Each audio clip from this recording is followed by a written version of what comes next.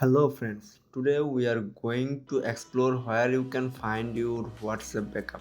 Open Google Chrome or any browser.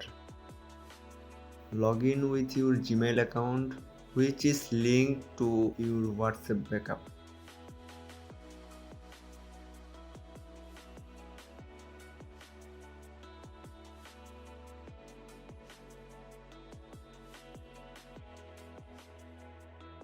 After logging in, click on a new tab.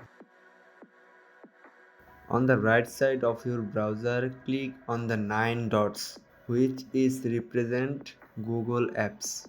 Now select Drive to open your Google Drive.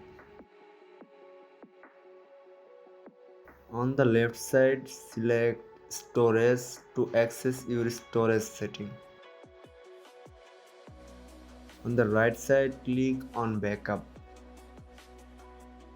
Look for a folder named WhatsApp or WhatsApp App Backup. This folder should contain your WhatsApp backup files. Thanks for watching. Please subscribe for more content.